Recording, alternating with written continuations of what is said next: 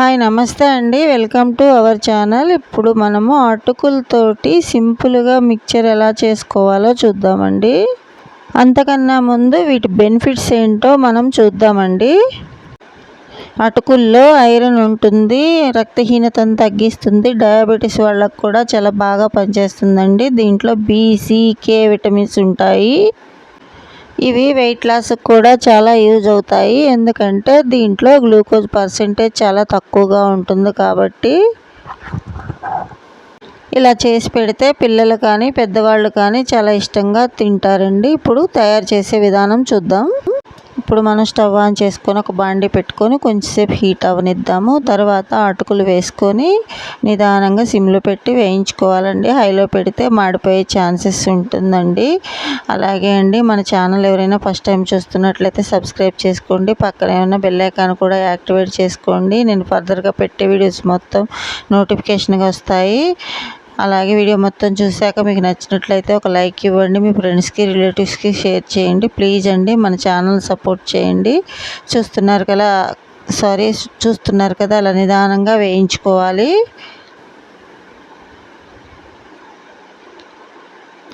చూసారా ఎలా వేగాయో? ఆ కలర్ రావాలండి. చూడండి, అలా పట్టుకొని చూస్తే ఇరిగిపోతున్నట్టు అవ్వాలి.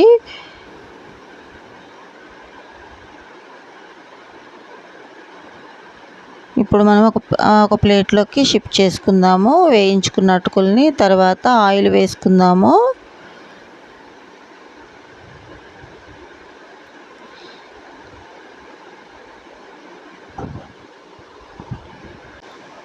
ఆయిల్ హీట్ అయ్యాక ఎండుమిర్చి వేసుకుందామండి. నేను స్పైసీగా ఉండాలని కొంచెం ఎక్కువ వేస్తున్నాను, ఎందుకంటే నేను కారం వేయను, ఎండుమిర్చి వేస్తాను.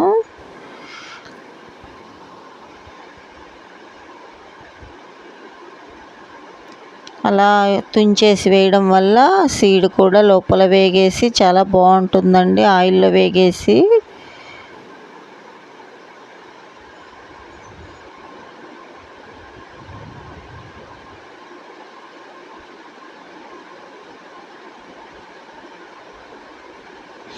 చూడండి, అలా వేగాలి. చూస్తున్నారు కదా. ఇప్పుడు మనం పల్లీలు వేసుకుందామండి. మీ ఇష్టం అండి. నేనైతే ఒక గుప్పెడ వేస్తున్నాను. కొంచెం ఎక్కువ కావాలి, ఎక్కువ తగలాలనుకునే వాళ్ళు కొంచెం ఎక్కువ కూడా వేసుకోవచ్చు. అవి కూడా బ్రౌన్ కలర్ వచ్చిందాక వేయించుకోవాలి.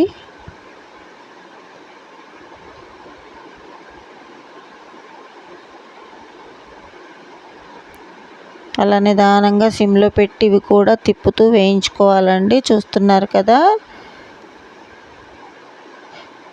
ఇప్పుడు జీరా వేసుకుందాం. కొంచెం కావాలనుకునేవాళ్ళు పోపు గింజలు మొత్తం వేసుకోవచ్చు, కానీ నాకు ఇష్టం ఉండదు, అందుకే నేను జీరా మాత్రమే వేసానండి.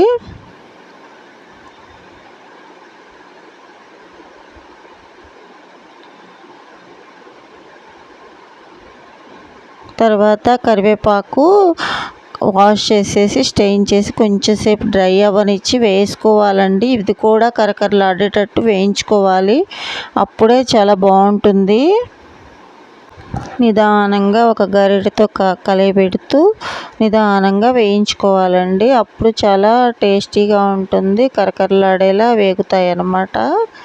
లేకపోతే హైలో పెడితే తొందరగా మాడిపోతాయి, కిందవి మాడిపోతాయి, పై వేగవన్నమాట.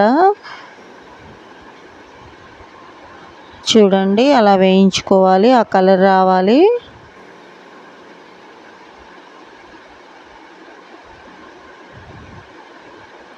ఇప్పుడు కొంచెం పసుపు వేసుకుందాం.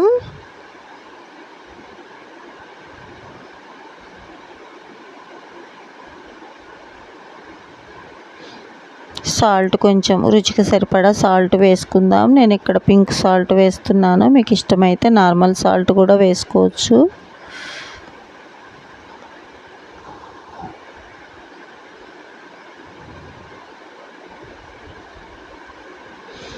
చూస్తున్నారు కదా, అలా కలపెట్టేసేసి కొంచెం సేపు వేగనిచ్చేసి మనం వేయించి పెట్టుకున్న అటుకులు ఉన్నాయి కదా, అవి కూడా దాంట్లో వేసేసుకొని మిక్స్ చేసుకోవాలి.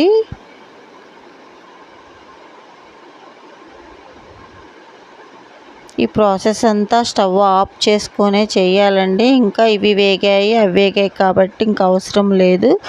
ఆ వేడి బాండి ఒకటి సరిపోతుంది, దాంట్లో కొంచెంసేపు ఉంచితే సరిపోతుంది. చూస్తున్నారు కదా, అంతే అండి, మన టేస్టీ అటుకులు రెడీ అయిపోయాయి.